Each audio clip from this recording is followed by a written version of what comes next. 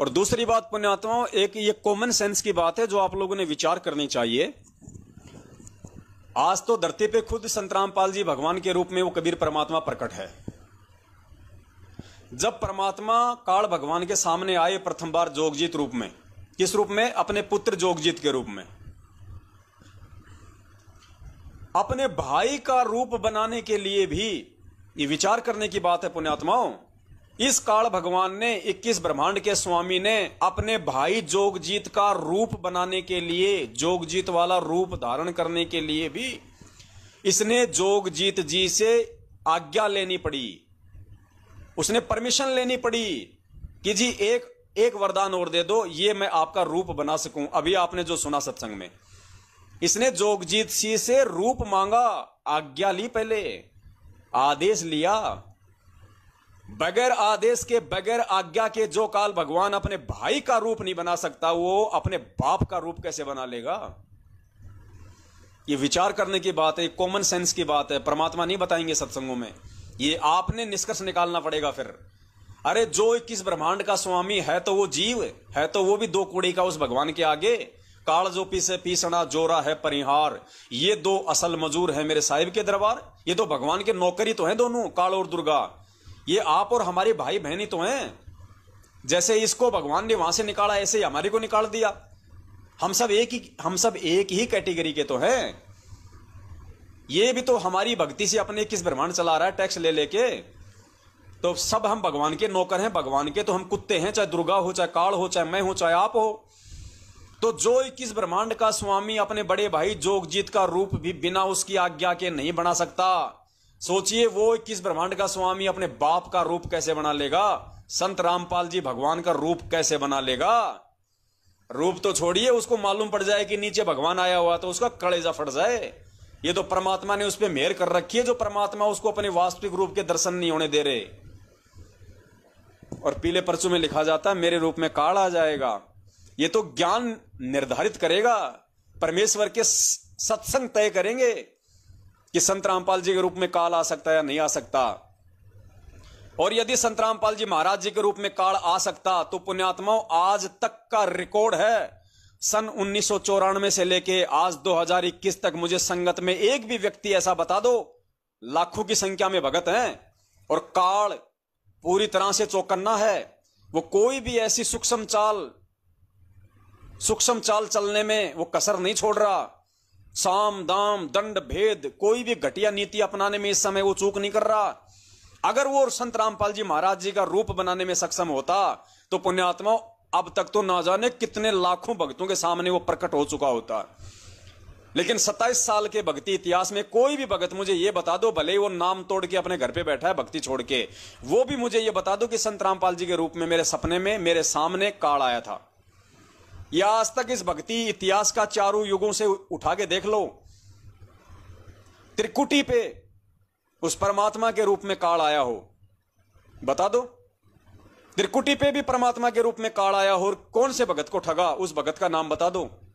गुरुजी ने क्या 27 साल से किसी सत्संग में आपको बताया आज तक कि वो कबीर परमात्मा उस आत्मा को लेके गए थे, वहां पे त्रिकुटी में उस कबीर जी के रूप में काल आ गया, काल ने उसको भ्रमित कर दिया? आज तक कभी बताया? और उस रूप में तो वो आ भी सकता है, कोई बड़ी बात नहीं है। दाढ़ी मूंछ वाले रूप में तो वो त्रिकुटी पे भी आ सकता है, यहां भी आ सकता है, यहां आया भी है। एक दिल्ली की जो बहन है जिसका हमने इंटरव्यू दिखाया था, जिसको परमात्मा बोली भी, कबीर साहब आए, मुझे रथ में बैठा के ले गए, बोला बेटा ये मकर तार की डोरी है, इसको मत पकड़ना, इसकी तरफ देखना भी मत। और जबकि गुरुजी सत्संग में कह रहे कि मकर तार को छोड़ना नहीं है। तो वहां उस बहन को, दिल्ली वाली बहन को 54 में काल ने भ्रमित किया, दाढ़ी मूंछ वाला रूप बना के। तो ये काल भगवान जो अपने भाई का रूप बनाने के लिए भी इसको आज्ञा चाहिए, इसको परमिशन चाहिए, अपने बाप का रूप कैसे बना लेगा बिना उसके आज्ञा के? तो क्या संत रामपाल जी ने इसको आदेश दे दिया? संत रामपाल जी तो उसके सामने भी नहीं जा सकते, वरना उसका कलेजा फट जाए। तो आज्ञा कहां से लेगा, कौन लेगा, और कौन अपना रूप बनाने का आदेश देगा? पुण्यात्मा, ये कॉमन सेंस की बात है। जब तक आपको अपने गुरु पे इतना भी विश्वास नहीं होगा कि धरती पे भगवान है और भगवान से बढ़ के काल नहीं है, उसकी औकात नहीं है जो मेरे बाप का रूप बना ले। और अगर बाप का रूप यदि वो बना सकता तो आज आज 27 साल हो गई, वो किसी भी भगत के सामने क्यों नहीं आया आज तक? ना सौपन में आया, ना सामने प्रकट हुआ, ना त्रिकुटी पे आया, क्यों नहीं आया? ये कॉमन सेंस की बातें हैं। पुण्यात्माओं, ये मेहर है परमपिता परमेश्वर जी की, जो मालिक ने हमें साध संगति के लिए मौका दिया है, जो आज हम इन चीजों को समझ पा रहे हैं। और जब तक हमें अपने गुरुदेव पे इतना विश्वास नहीं होगा, इतनी दृढ़ता जब तक हमें अपने पूज्य गुरुदेव जी के ऊपर नहीं आएगी, पुण्यात्माओं, भक्ति हमारी चलेगी भी नहीं, हम दृढ़ भी नहीं हो पाएंगे। वरना जब यहां से शरीर छोड़ के जाएंगे तो 12 करोड़ यम के दूत हमारे को भ्रमित कर देंगे तरह तरह से। तो आगे अब आप जी को सुनाते हैं एक सत्संग, जिस सत्संग को लेके बहुत सारे भक्तों ने कहा कि देखो भाई, गुरु जी खुद कह रहे हैं कि त्रिकुटी पे मेरे रूप में काल भी आ सकता है, तुम्हारे को धोखा भी दे सकता है। तो ये सत्संग भी आप जी सुन लीजिए। और वैसे तो आपके समझ में आ ही गया होगा कि काल गुरु जी के रूप में त्रिकुटी पे भी नहीं आ सकता है, उसे इसकी इतनी औकात नहीं है, क्योंकि उसको मालूम ही नहीं है। और मालूम पड़ जाए तो भी वो नहीं आ सकता, मालूम पड़ जाए तो भी वो नहीं आ सकता, उसको बुखार चढ़ जाएगा, आ ही नहीं पाएगा वो। तो बहुत सारे भगत भाई बहन ये सत्संग दास को भेजते हैं कि भगत जी आप झूठ क्यों बोल रहे हो, गुरुजी तो खुद कह रहे हैं कि मेरे रूप में काल आ सकता है त्रिकुटी पे। अरे भैया, गुरुजी कह रहे हैं तो गुरुजी के कहने का मतलब समझो, गुरुजी के कहने का मतलब समझो, गुरुजी क्यों कह रहे हैं, गुरुजी क्या समझाना चाहते हैं। अब इसी सत्संग में साबित हो जाएगा और आप मानोगे कि हाँ भाई वास्तव में नहीं आ सकता। आपने सत्संग को एक तरफ से सुना है, आप सत्संग को दोनों तरफ से सुनिए। तो ये सत्संग सुनिए आप जी एक बार परमात्मा का।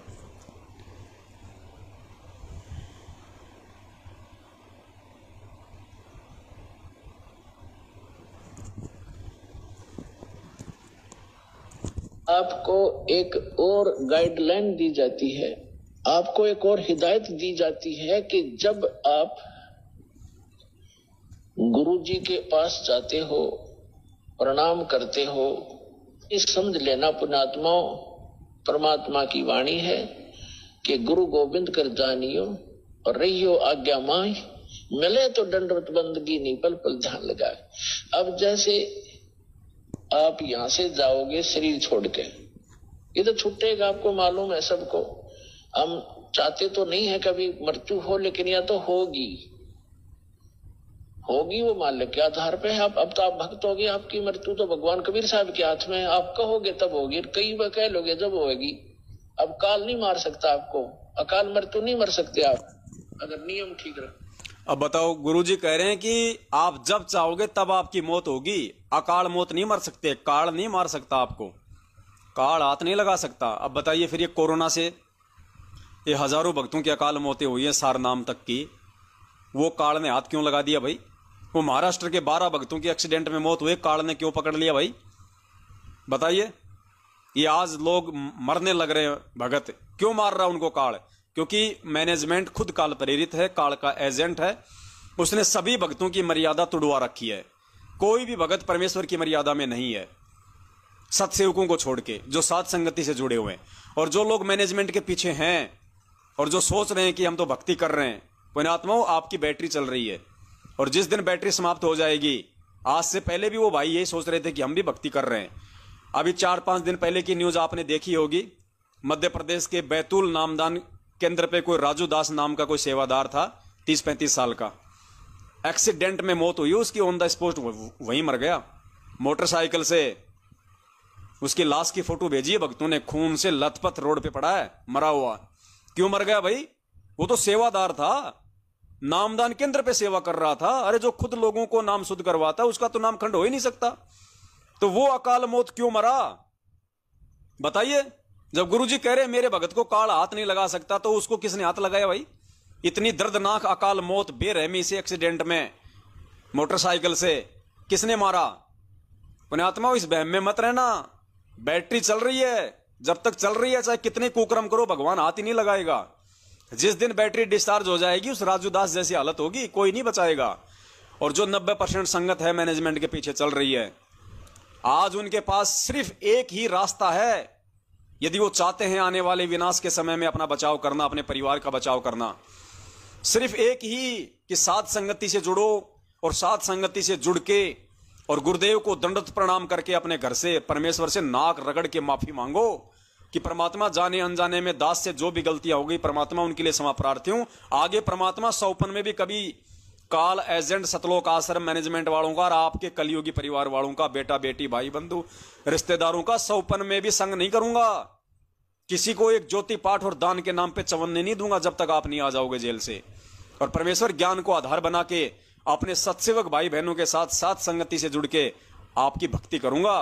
पुण्यात्माओं, तो आपका बचाव संभव है, अन्यथा इस बहम में मत रहना। उस बहम में जी रहा था वो राजू दास भी, बैतूल नामदान के अंदर सेवादार, जो 5 दिन पहले एक्सीडेंट में मरा है। वो महाराष्ट्र के भगत भी इसी बहम में जी रहे थे कि हम तो गुरुजी के दर्शनों के लिए जा रहे हैं हिसार जेल, हमारा तो गुरुजी का आदेश है तारीखों पे जाने का। फिर क्यों मरे 12 एक साथ, 3 की तो गर्दन धड़ से अलग हो गई, क्यों मरे ऐसी बेमौत। पुण्यात्मा, ये विचार करने की बातें हैं। काल भगवान बुरी तरह से हावी है संगत पे, बुरी तरह से सत्सेवकों का बाल नहीं उखाड़ पाएगा वो जब तक मर्यादा में है। अगर मर्यादा कोई सत्सेवक भी तोड़ देगा, उठा ले जाएगा, छोड़ेगा नहीं। सत्सेवकों पे तो विशेष तौर से उसकी पैनी नजर है कि ये आत्माएं मेरे जाल से बाहर कैसे हैं। तो सत्सेवकों को तो और ज्यादा विशेष मर्यादाओं में रहने की आवश्यकता है। सत्सेवकों ने तो जरा से भी मर्यादा भंग की तुरंत कान पकड़ के ले जाएगा, ध्यान रखना।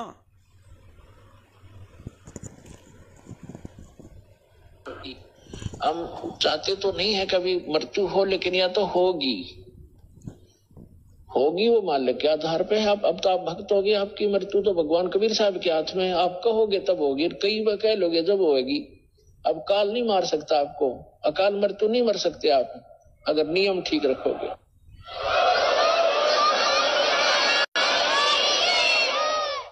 तो ये तो हमने यहाँ से जाना पड़ेगा। जब आप यहां शरीर छोड़कर जाओगे तो ऊपर जाकर के जहां भी आप देखोगे ये दास के रूप में वो कबीर परमेश्वर आपको खड़े दिखाई देंगे। और जो काल के दूत यहाँ संत आए हैं उनके रूप में वो काल उनका रूप होगा, लेकिन काल। ध्यान से सुनना पुण्यात्मा, यहाँ पे परमात्मा ज्ञान आधार से आपको बातें बता रहे हैं कि जब आप ये शरीर छोड़ के ऊपर जाओगे त्रिकुटी पे, तो गुरुदेव कह रहे हैं कि आपको मेरे रूप में तो मिलेंगे कौन? कबीर भगवान, यानी खुद वहां पे अपने गुरुजी ही मिलेंगे और कोई कबीर भगवान नहीं है। संत रामपाल जी महाराज जी के अलावा दूसरा और कोई कबीर भगवान नहीं है। ये तो परमात्मा एक भगत की भूमिका में है, इसलिए अपने आप को छुपाते हैं। तो गुरुदेव कह रहे हैं कि मेरे रूप में तो आपको मिलेंगे वहां पे कबीर भगवान, यानी संत रामपाल जी महाराज जी का ही रूप मिलेगा हमें तो। और जो काल के जो संत होंगे, जो काल के भेजे हुए जो संत हैं, जैसे दुनिया भर के जो नकली जो 12 ये कबीर पंथ चल रहे हैं, और ये राधा स्वामी, धन धन संत गुरु, जय गुरुदेव, निरंकारी, एस कौन फैस कौन, पता नहीं कितने जो ग्रुप चल रहे हैं, दुनिया भर के जो नकली गुरु बने बैठे, ये सब उस काल के गुरु हैं, काल के संत हैं, काल के द्वारा भेजे गए गुरु हैं। तो काल का जो साधक होगा उसको मिलेगा उस काल के संत के रूप में काल वहां पे।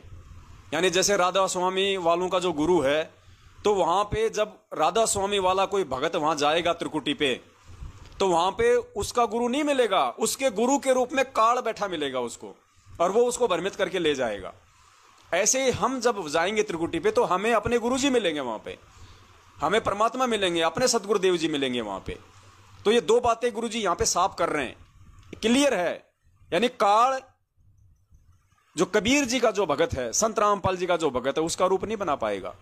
पहले गुरुजी ने स्पष्ट कर दिया कि नकली संतों के रूप में तो मिलेगा वहां पे काल, और मुझदास के रूप में मिलेगा वो कबीर भगवान, यानी खुद वहां पे अपने को गुरुजी ही मिलेंगे, गुरुजी का ही रूप दिखाई देगा।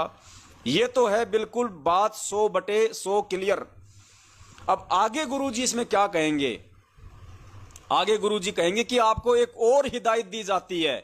ये जो हिदायत है पुण्यात्माओं, ये गुरुजी की अपनी तरफ से है, क्योंकि गुरुजी कह रहे हैं कि आपको अब यहां एक और हिदायत दी जाती है। ये हिदायत कबीर सागर से नहीं है, ये हिदायत गरीबदास जी के ग्रंथ साहिब से नहीं है, ये हिदायत गुरुजी अपनी तरफ से दे रहे हैं। और वो हिदायत गुरुजी अपनी तरफ से क्यों दे रहे हैं, ये दास आपको आगे बताएगा। लेकिन पहले वो 2 बातें आप जी अच्छे से समझ लेना जो गुरुजी कह रहे हैं कि काल के संतों के रूप में तो वहां पे काल मिलेगा, और मेरे रूप में आपको कबीर परमात्मा मिलेगा।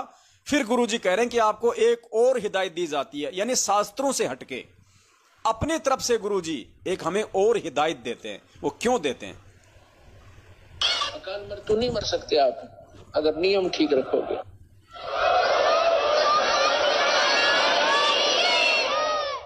तो ये तो हमने यहां से जाना पड़ेगा। जब आप यहां शरीर छोड़कर जाओगे तो ऊपर जाकर के जहां भी आप देखोगे ये दास के रूप में वो कबीर परमेश्वर आपको खड़े दिखाई देंगे। और जो काल के दूत यहाँ संत आए हैं उनके रूप में वो काल उनका रूप होगा, लेकिन काल उनके संत के रूप में खड़े दिखेंगे। तो वहां जो जिस गुरु की वो शरण में है तो वहां जाकर अपने गुरु जी के पास ही जाते हो, तो सीधे के अपने वो खड़े गुरु जी, तो आप उसके शेष सारे उस गुरु के पास, उसके उस दूसरे गुरु के पास।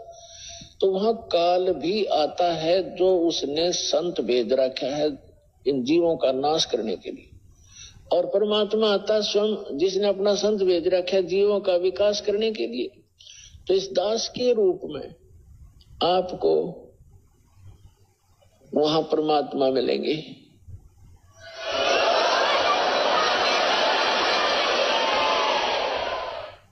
और आपको एक और गाइडलाइन दी जाती है। अब गुरुजी कह रहे हैं अपना फाइनल विधान बता के कि नकली संतों के रूप में तो काल आएगा, मेरे रूप में कबीर परमात्मा आएगा। उसके बाद गुरुजी कह रहे हैं कि अब यहां आपको एक और गाइडलाइन दी जा रही है। ये गाइडलाइन गुरुदेव की अपनी तरफ से है। ये गाइडलाइन गुरुदेव की अपनी तरफ से है, सिर्फ और सिर्फ आप और हमारे हृदय में ये भय बैठाने के लिए कि पुण्यात्माओं इस पृथ्वी लोक पे मुझे ही परमात्मा के रूप में स्वीकार कर लो। इस पृथ्वी लोक पे मेरे सिवा किसी और में भगवान मत देखो, किसी फोटो में भगवान मत देखो, वरना काल तुम्हें वहां पे भ्रमित कर देगा। इसलिए परमात्मा कह रहे हैं कि यहां तुम्हें एक और गाइडलाइन दी जा रही है। कौन सी? वही गाइडलाइन कि जब भी तुम अपने गुरुदेव को दंडवत करो तो मंत्र का जाप जरूर करो। यदि काल मेरे रूप में होगा तो उसका रूप वहां पे उभर के सामने आ जाएगा। तो ये भय बैठाने के लिए पुण्यात्माओं, आप और हमारे हृदय में ये जमाने के लिए कि इस पृथ्वी लोक पे रहते सहते मुझ रामपाल दास को कोई सामान्य व्यक्ति, सामान्य संत महात्मा मत समझो। मुझे कबीर परमेश्वर मान के मेरे साथ व्यवहार करो, मेरे साथ रहो, ताकि तुम्हें काल वहां पे भ्रमित ना कर सके। वरना यदि तुम्हारी आस्था यहां पे मेरे से हटकर किसी और में रही, और दूसरी आस्था पुण्यात्मा रहेगी किसमें? अगर गुरुजी में हमारी पूरी आस्था नहीं है, गुरुजी को यदि हम पूर्णतया भगवान यहां पृथ्वी लोक पे नहीं मान रहे, तो दूसरे को हम मानेंगे किसको? ब्रह्मा विष्णु महेश को तो मान नहीं सकते। किसको मानेंगे? कागज वाली फोटो को, दाढ़ी मूछ वाली फोटो को ही हम भगवान मानेंगे फिर गुरुजी के अलावा, और किसी को नहीं मान सकते। तो गुरुजी फिर कह रहे हैं कि फिर वहां पे तुम्हें काल ठग लेगा, फिर वहां पे काल ठग लेगा दाढ़ी मूछ वाले रूप में आके। और भगत भी, और गुरुजी भी उस भगत की परीक्षा ले सकता है। ऐसे कमजोर भगत की जिसने 2 नावों में आजीवन सवारी की है, गुरुजी को भी मानता रहा, कागज की फोटो को भी मानता रहा, ऐसे भगत की खुद संत रामपाल जी महाराज ही, वो कबीर परमात्मा ही काल का रूप धारण करके उसको फेल करने के लिए, उसको अपनी औकात याद दिलाने के लिए कि बेटा मैंने क्या हिदायत दी थी नीचे, तूने फॉलो नहीं किया ना, तो कागज की फोटो का भी तू प्रकट दिवस तू मनाता रहा, और मेरे को भी तुम मेरे गुरुदेव भगवान की ताड़ी पीटता रहा संध्या आरती में। लेकिन ना तो तूने मुझे भगवान माना, ना तूने कागज की वाली फोटो को माना। बेटा 2 नावों की सवारी की थी ना, ले अब नीचे पटक। तुरंत काल का रूप दिखा के परमात्मा नीचे पटक देगा, क्योंकि विधान परमात्मा ने पूरा करना पड़ेगा। तो सुनिए परमात्मा जीवों का विकास करने के लिए। तो इस दास के रूप में आपको वहां परमात्मा मिलेंगे।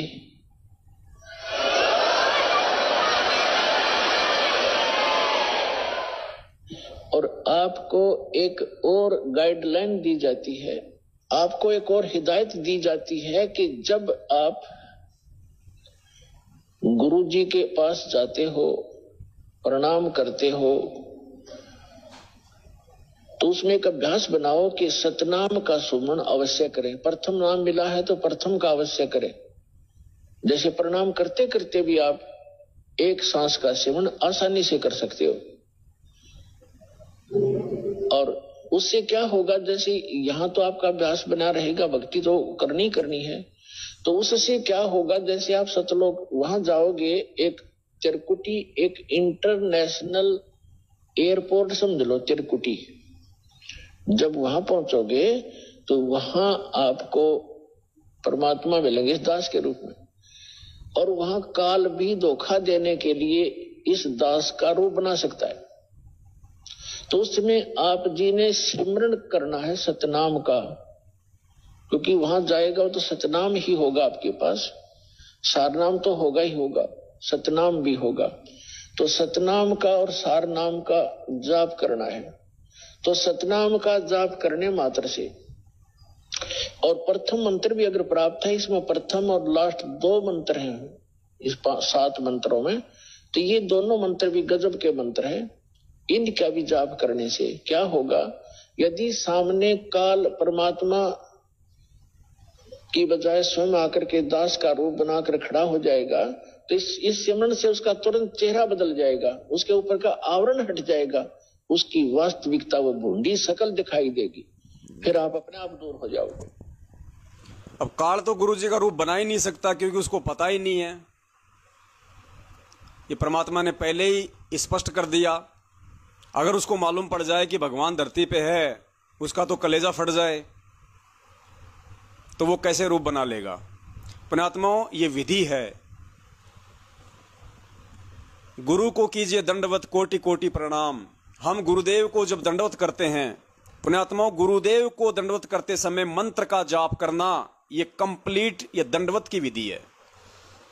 अपने गुरुदेव को दंडवत करने से पहले उस सिमरन का जाप करना, उस मंत्र का जाप करना कि परमेश्वर, आपने मुझे मेरी मुक्ति के लिए, मेरे मोक्ष के लिए आपने मुझे अपना वो आदि आदि आदि अमर अजर नाम आपने मुझे दिया है परमात्मा, इसके लिए मैं आपका ऋणी हूं। इस भाव से उस मंत्र का जाप करके फिर हमने अपने पूज्य गुरुदेव जी के चरणों में दंडवत प्रणाम करना है। क्योंकि वो जो 2 मंत्र हैं सतनाम के, वो दोनों मंत्र उस परमात्मा के नौकर के हैं। एक मंत्र है काल भगवान का, एक मंत्र अक्षर पुरुष का। तो वो भी उस परमात्मा के ही चरणों के कुत्ते हैं, उसी परमात्मा के चरणों की धूल हैं। ये दंडवत की जो है ये कंप्लीट विधि है। इस विधि से जब हम अपने पूज्य गुरुदेव जी को दंडवत प्रणाम करेंगे तो हमारा दंडवत प्रणाम सफल होता है, हमारा दंडवत प्रणाम कंप्लीट होता है।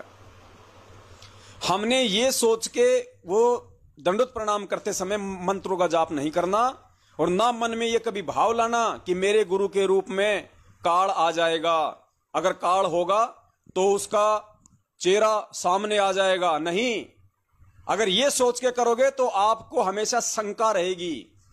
अगर ये सोच के आप जी मंत्र जाप को करोगे तो पुण्यात्माओं, आप अपने गुरु पे कभी भी विश्वास नहीं कर पाओगे। हमने केवल ये सोच के वो मंत्र जाप करने हैं। पहले दंडवत प्रणाम करने से पहले जो विधि गुरुदेव ने बताई है वो हमने अवश्य करनी है, सबने करनी है, उसके बिना दंडवत ही नहीं करना हमने।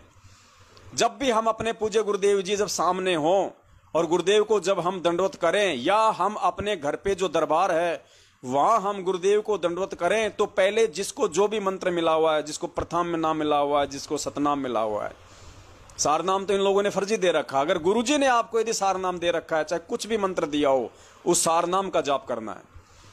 तो गुरुदेव को हम जब भी दंडवत करें, चाहे उनके स्वरूप को करें, चाहे साक्षात करें, तो पहले हमने मंत्रों का जाप करना है गुरुदेव के आदेश अनुसार।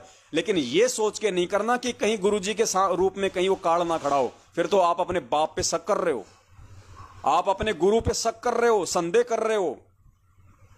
हमने ये सोच के करना है कि ये दंडवत की कंप्लीट विधि है, इसके बिना दंडवत मेरा अधूरा माना जाएगा। ये सोच के कि परमेश्वर ना आपने मुझे ये जो मंत्र दिया है मेरे आत्म कल्याण के लिए, इसके लिए मैं आपका ऋणी हूं परमात्मा।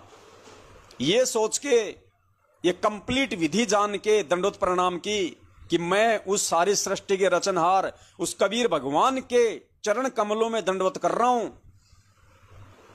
तो उस मंत्र का ये जाप करो पहले, और जाप करके फिर हमने अपने पूज्य गुरुदेव जी को दंडवत करना है, जो विधान परमात्मा ने बताया है।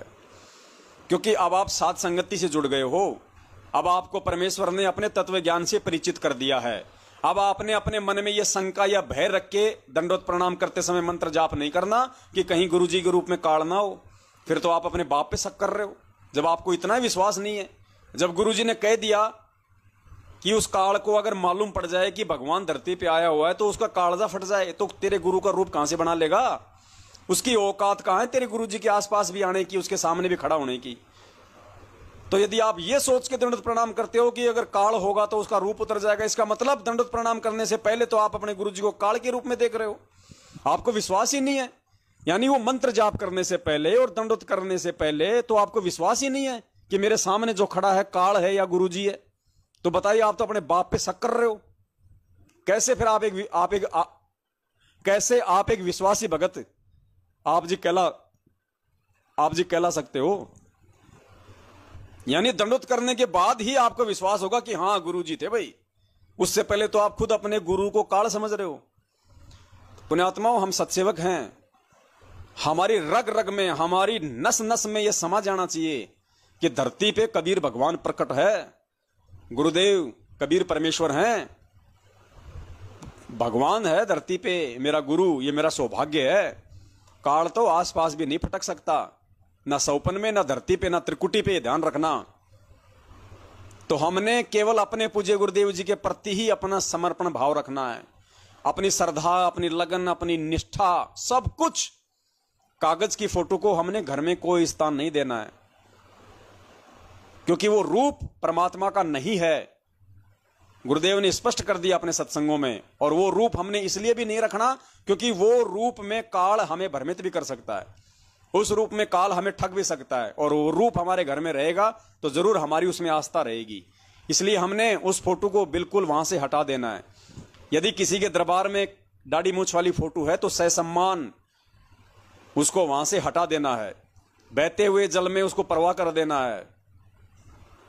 कहीं आते जाते समय बहते हुए नहर में या नदी में उसको प्रवाह कर देना है, किसी नाले में प्रवाह नहीं करना, गंदे नाले वाले में नहीं। जो बहता हुआ जो पानी होता है, नहर है, कोई नदी है, वहां हमने उसको जल प्रवाह कर देना है। और केवल अपने मन मंदिर में, अपने दरबार में, अपने घर पे, अपने दिलो दिमाग में, अपने अंतरात्मा में अपने पूज्य गुरुदेव जी को ही बैठा के रखना है। और जिस घट में आपका गुरु बैठा है, फिर काल की क्या औकात, उस घट में काल आ जाए, क्या औकात फिर।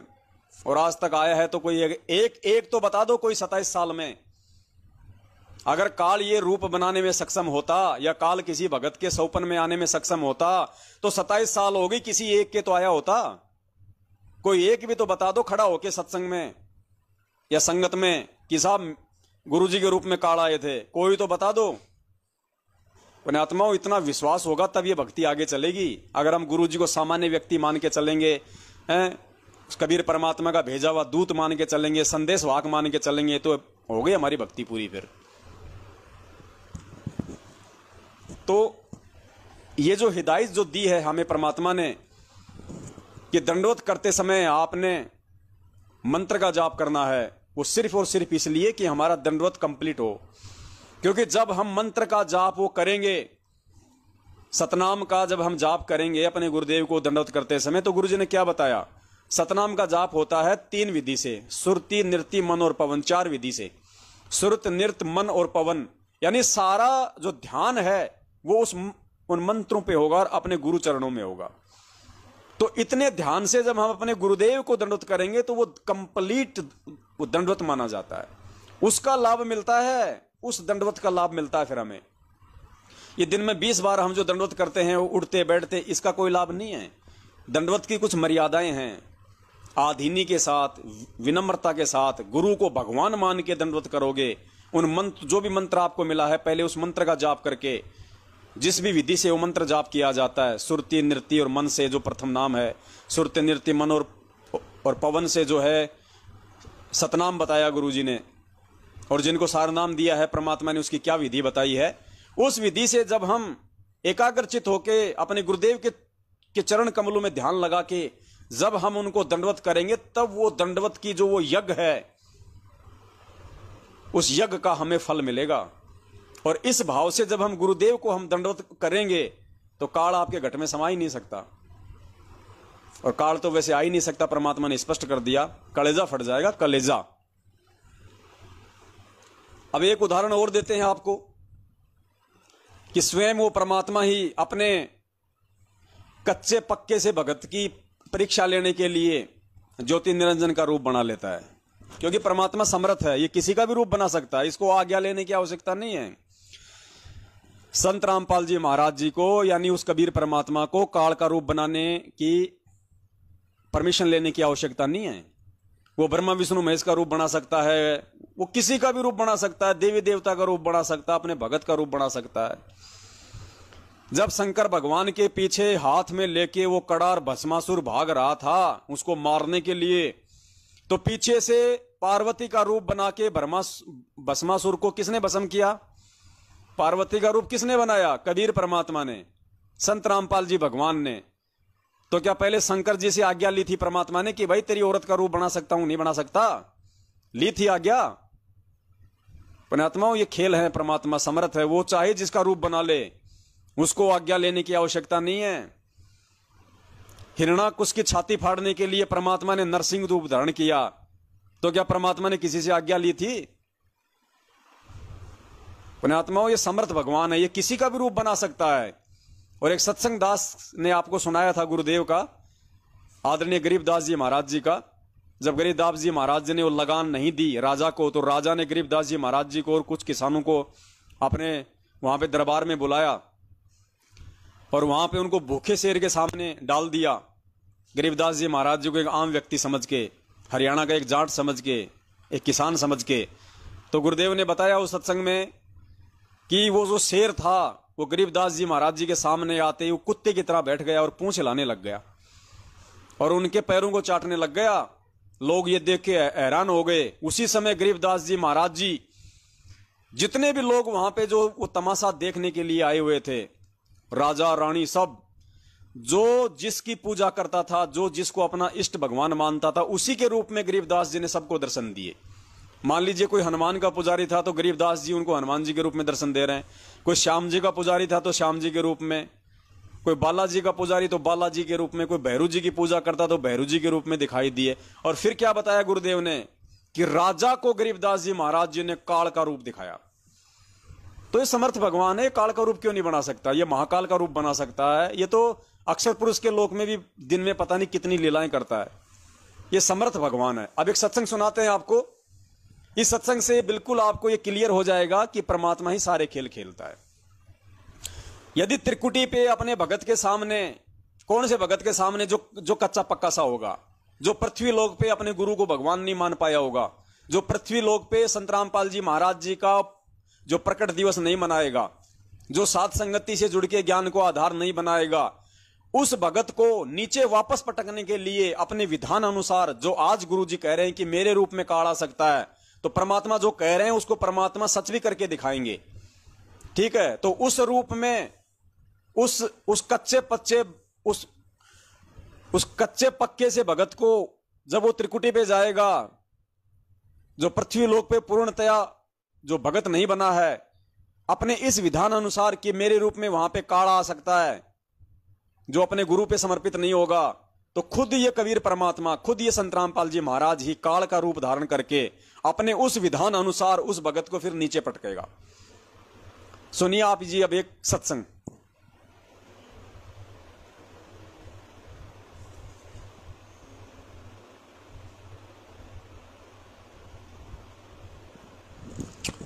जाति हमारी जगत गुरु, परमेश्वर है पंथ। यहां पे पूज्य गुरुदेव जी रामानंद जी और कबीर साहिब जी का जिक्र करते हुए हमें समझाना चाह रहे हैं। और इस सत्संग के माध्यम से फिर पूज्य गुरुदेव जी कह रहे हैं कि उस कबीर परमेश्वर ने कहा रामानंद जी को कि रामानंद, जिस ज्योत स्वरूप भगवान ज्योति निरंजन की तू पूजा करता है, जिसको तू भगवान मानता है, वो भी मैं ही हूं। ज्योति निरंजन यानी काल, जिस काल की पूजा करता है ना, वो भी मैं ही हूं। अब पुण्यात्मा ध्यान से सुनना परमात्मा का सत्संग, क्योंकि परमात्मा की एक वाणी है, वो आपको बाद में बताएंगे। पहले आप जी सुनिए परमात्मा के सत्संग, जिसमें परमात्मा स्पष्ट कह रहे हैं रामानंद जी को 650 साल पहले कि भैया तू समाधि में तू जिस ज्योति निरंजन की तू जो रूप देखता है, उसका जो प्रकाश देखता है, वो ज्योति निरंजन भी मैं ही हूं। क्या बोले, कौन तुम्हारी जाति है, कौन तुम्हारी जात है, कौन जात कुल पंथ है, कौन तुम्हारा नाम है। गरीबदास आधीन गति ही बोलते हैं बलिजाम।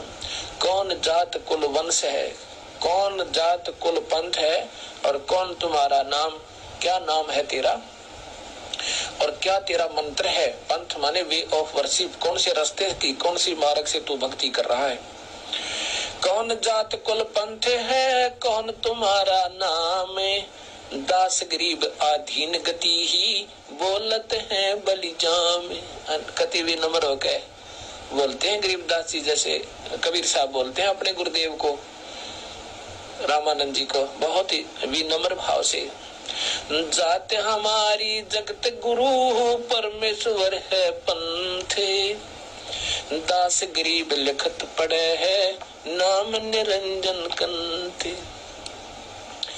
कहने लगे, रामानंद जी कहने लगे कि जात हमारी जगत गुरु, अगर मेरी जाति पूछे तो मैं जगत गुरु, सारी सृष्टि का रचनहार। अथर्ववेद कांड नंबर 1 का अनुवाक नंबर 1 में बृहस्पति ही जगत गुरु, वो कबीर परमेश्वर है। जात हमारी जगत गुरु परमेश्वर है पंथ, मेरा जो वे ऑफ वर्शिप का है परमेश्वर का है, ईश्वर और परमेश्वर, ब्रह्म परब्रह्म पूर्ण ब्रह्म, अक्षर पुरुष निरक्षर पुरुष, वो नी अक्षर पुरुष परम अक्षर पुरुष। मैं उस परम अक्षर पुरुष का, परमेश्वर का मार्गदर्शन करता हूँ, मेरा वो पंथ है। और मैं जात हमारी जगत गुरु परमेश्वर है पंथ, दास गरीब लिखत पड़े मेरा नाम निरंजन कंते। और मैं खुद सारी सृष्टि का रचनहार, क्योंकि ये काल ज्योत भगवान को ज्योत स्वरूपी अंतर्दय में ज्योति देखी, अंदर ज्योति देखी, मेडिटेशन में ज्योति देखी, इस काल से ऊपर बुद्धि नहीं इनकी। तो कबीर साहब ने कहा कि जिसको तुम ज्योत निरंजन कहते हो वो भी मैं ही हूँ। प्रधानमंत्री राष्ट्रपति कह सकता है कि मुख्यमंत्री भी मैं हूँ, और होम मिनिस्टर स्पष्ट कर दिया पुण्यात्माओं परमपिता परमेश्वर ने कि भाई तू हृदय में तू जिसकी ज्योति देखता है ना, वो ज्योत निरंजन भी मैं ही हूं। फिर परमात्मा ने आगे राष्ट्रपति का उदाहरण दिया कि राष्ट्रपति और प्रधानमंत्री जो होता है, जैसे प्रधानमंत्री होता है देश की सर्वोच्च शक्ति है, तो प्रधानमंत्री ये कह सकता है कि मैं ही मुख्यमंत्री हूं, मैं ही जिला कलेक्टर हूं, मैं ही सरपंच हूं, मैं ही एमएलए हूं, मैं ही एमपी हूं, क्योंकि वो सबसे ऊपर होता है। वो जब चाहे जिस विभाग को अपने हाथ में ले सकता है, क्योंकि राष्ट्रपति और क्योंकि जो प्रधानमंत्री होता है उसमें मुख्यमंत्री की भी पावर होती है, प्रधानमंत्री के अंदर एक एमएलए की भी पावर होती है, एक एमपी की भी पावर होती है, एक सरपंच की भी उसमें पावर होती है, जिला कलेक्टर की भी उसमें पावर होती है। लेकिन एक जिला कलेक्टर ये नहीं कह सकता कि मैं प्रधानमंत्री हूं, एक मुख्यमंत्री नहीं कह सकता कि मैं ही प्रधानमंत्री हूं, लेकिन प्रधानमंत्री कह सकता है कि मैं ही मुख्यमंत्री हूं, क्योंकि जो मुख्यमंत्री है वो प्रधानमंत्री के अधीन होता है।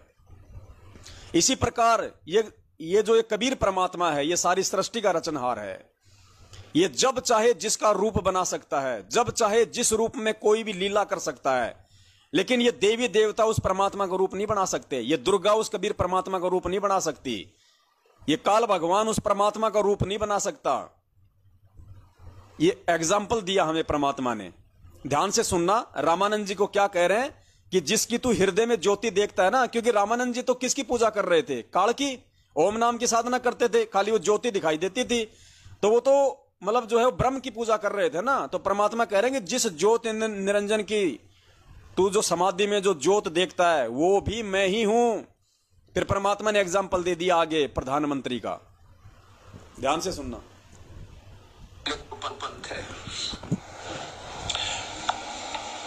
और मैं जात हमारी जगत गुरु परमेश्वर है पंथ, दास गरीब लिखत पड़े मेरा नाम निरंजन कंते। और मैं खुद सारी सृष्टि का रचनहार, क्योंकि ये काल ज्योत भगवान को ज्योत स्वरूपी अंतर्दय में ज्योति देखी, अंदर ज्योति देखी, मेडिटेशन में ज्योति देखी, इस काल से ऊपर बुद्धि नहीं इनकी। तो कबीर साहब ने कहा कि जिसको तुम ज्योति निरंजन कहते हो वो भी मैं ही हूँ। प्रधानमंत्री राष्ट्रपति कह सकता है कि मुख्यमंत्री भी मैं हूँ, और होम मिनिस्टर सेंटर का वो भी मैं हूँ, क्योंकि मुख्यमंत्री प्रधानमंत्री चाहे तो अपने पास होम मिनिस्ट्री भी रख सकता है। इस भाव से कहते हैं प्रधानमंत्री चाहे तो अपने पास में होम मिनिस्ट्री भी रख सकता है, अर्थात कबीर परमात्मा चाहे तो काल का रूप भी बना सकता है, दुर्गा का भी बना सकता है। और दुर्गा का रूप तो बहुत सारी आत्माओं के सामने परमात्मा ने बनाया भी है। आपने जो जिंद की श्यामा बहन है उसका इंटरव्यू सुना होगा जिंद के सत्संगों में। वो माता की पुजारण थी, एक दिन जा रही थी, माता जी का जागरण हो रहा था, वहां पे वो पीछे जाके बैठ गई। माता जी आई कि आ दुर्गा आजा श्यामा, तू मेरी परम भगत है। उसके बाद उसका बेड़ा गर्क हो गया। फिर वो गुरुजी की शरण में गई। तब परमेश्वर ने उसको ये बात कही थी कि बेटा तू कहीं ये सोच रही हो कि तेरे को इस दुर्गा ने आके ये बताया था कि भाई श्यामा तेरी मुसीबतों का समाधान मेरे पास नहीं है, तू संत रामपाल जी महाराज जी के पास चला जा। क्योंकि उसने श्यामा ने अपने इंटरव्यू में बताया कि जब मैं हर प्रकार से मैं दुखी हो गई, मैं परेशान हो गई, मेरी दुकान बिक गई, मेरा मकान बिक गया, मेरा पति जेल चला गया, तो मैंने माताजी से कहा कि माताजी मैंने ऐसा कौन सा ज्यादा बुरा काम कर दिया, मैं तो तेरी भक्ति तो कर रही थी, मेरे इतने बुरे दिन क्यों आए। तो श्यामा ने कहा कि माता प्रकट हुई और माता ने कहा कि श्यामा तेरी मुसीबतों का समाधान मेरे पास नहीं है, तू उसी संत रामपाल जी के पास वापस चली जा जहां तेरे को वो एक बहन लेके गई थी पहले और तूने नाम नहीं लिया था। तो उसने जाके अपने गुरुजी से नाम ले लिया, संत रामपाल जी भगवान से। उसके बाद उसको गुरुजी ने बताया कि श्यामा तू कहीं ये सोच रही हो कि तेरे को उस दुर्गा ने ये बताया हो। दुर्गा ने नहीं बताया, गुरुजी ने कहा कि वो कबीर परमात्मा आए थे, अपने आप को छुपाया परमात्मा ने और कहा कि वो कबीर परमात्मा थे जो दुर्गा का रूप बना के आए थे, वरना ये दुर्गा तो किसी को सही रास्ता दिखाई नहीं सकती। परमात्मा क्या कहते हैं, कंठ कमल में बसे अविद्या, अविद्या यानी ये दुर्गा माई, कंठ कमल में बसे अविद्या ज्ञान ध्यान बुद्धि नाश ही। ये तो हमारी ज्ञान ध्यान और बुद्धि का सत्यानाश करती है काल भगवान के आदेश से। इसको तो भ्रमित करने की सेवा दी हुई है। काल भगवान ने आदेश दे रखा है कि इन जीवों को तोड़ मरोड़, इनको भ्रमित कर, इनकी बुद्धि इनकी भ्रष्ट कर दे, कोई भक्ति ना कर ले, किसी को भगवान का ना पता चल जाए, उस मार्ग का ना पता चल जाए। तो दुर्गा कैसे सही रास्ता दिखा सकती है कि तू संत रामपाल जी भगवान के वहां चले जा। इसको तो पता ही नहीं कि कौन संत रामपाल जी भगवान है, कहां आके अपना ज्ञान दे रहा है। इसकी तो जो ड्यूटी है वो भगवान ने हमें बता दी कि कंठ कमल में बसे अविद्या ज्ञान ध्यान बुद्धि नाश ही। हम रोज पढ़ते हैं, हम नित्य नियम में कंठ कमल में बसे अविद्या ज्ञान ध्यान बुद्धि नाश ही। ये तो हमारे ज्ञान ध्यान और बुद्धि का नाश करती है, ये कैसे मार्ग दिखा देगी।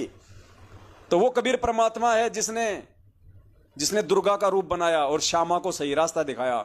ऐसे ही वो परमात्मा जब चाहे काल भगवान का त्रिकुटी में रूप बना ले, जब चाहे यहां रूप बना ले, उसकी अपनी मौज, उसकी अपनी मर्जी।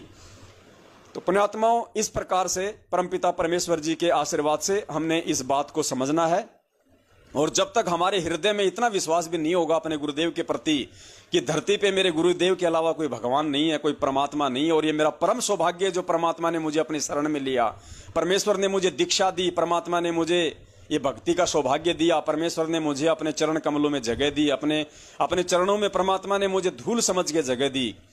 और पुण्यात्माओं, इस भगवान को दंडोत करते समय यदि हम ये शंका करेंगे कि पता नहीं सामने खड़ा हुआ व्यक्ति मेरा गुरुजी है या काल भगवान है, तो हम काहे की भक्ति करेंगे, हम काहे के भगत हैं, हम जिंदगी में कभी सतलोक नहीं जा पाएंगे। हमने अटूट श्रद्धा, अटूट विश्वास, अटूट समर्पण अपने गुरुदेव के प्रति लाना है, अपने दिल में, अपने दिमाग में।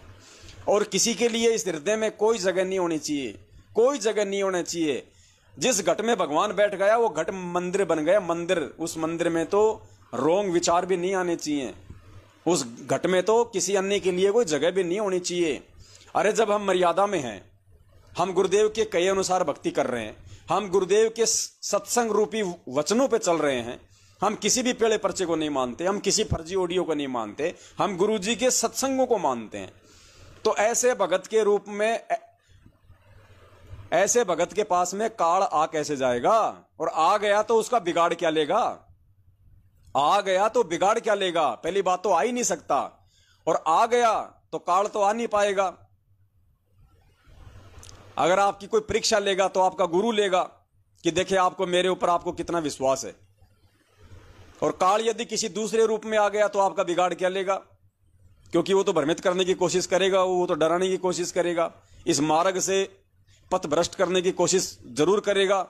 चाहे वो किसी और रूप में करे, आपके मित्र के रूप में करे जिससे आप बहुत ज्यादा यारी दोस्ती निभा रहे हैं, या उस राजनेता के रूप में करे जिसको आजकल आप जी वोटिंग कर रहे हैं, या किसी ऐसे जाट के रूप में आ जाए जिसको आपने आरक्षणों में समर्थन दिया था, उन रूप में तो वो आ सकता है। आपके यार दोस्त रिश्तेदारों के रूप में तो आ सकता है जिनके ऊपर आप जी पूरी तरह से आश्रित हैं। आपके किसी ऐसे मित्र के रूप में भी आ सकता है काल, जिस मित्र के ऊपर आप बहुत ज्यादा आसक्त हैं। और गुरुदेव ने सत्संग में क्या बताया कि इस मार्ग में आने के बाद यदि कोई तुम्हारा यार दोस्त या कोई मित्र है, या तो उसको भगवान के मार्ग में लगा दो, वरना वो तेरा दोस्त एक दिन तेरे लिए जी का झंझाड़ बन जाएगा। इस भक्ति मार्ग में आने के बाद अपने गुरु को ही अपना यार बनाओ, अपने गुरु को अपना दोस्त बनाओ, अपना मित्र बनाओ, अपनी मां बनाओ, अपना बाप बनाओ। इस भक्ति मार्ग में आने के बाद यदि तुम जगत वालों से यार दोस्ती निभाओगे, काल तुम्हें ठग लेगा। गुरुदेव ने क्या बोल रखा है सत्संग में,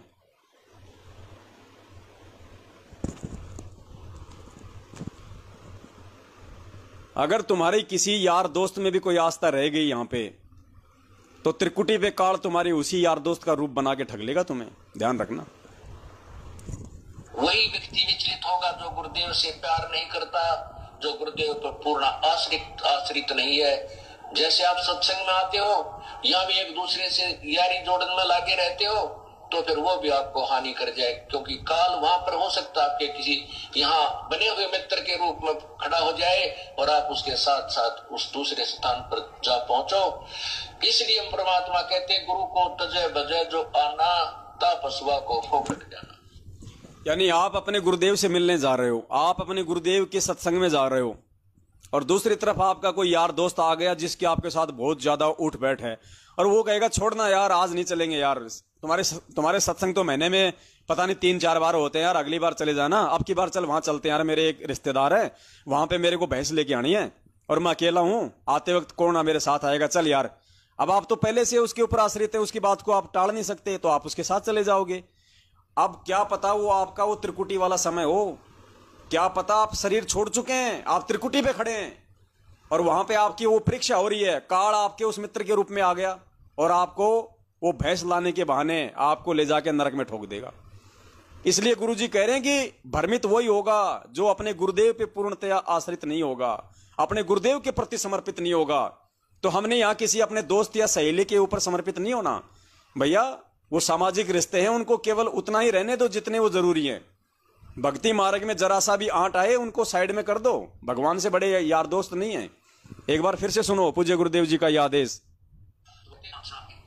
तो आज हम जो ये अपने स्टेट कोऑर्डिनेटरों से, नामदान संचालकों से, गुरुजी के परिवार वालों से जो हम यार दोस्ती निभा रहे हैं ना, आंख बंद करके जो इनके प्रत्येक आदेश की पालना कर रहे हैं ना, ये काल ऐसे ठगेगा ऊपर, क्योंकि इनके ऊपर आश्रित वही होगा जो ज्ञान को आधार नहीं बनाएगा, जो साथ संगति से नहीं जुड़ा होगा।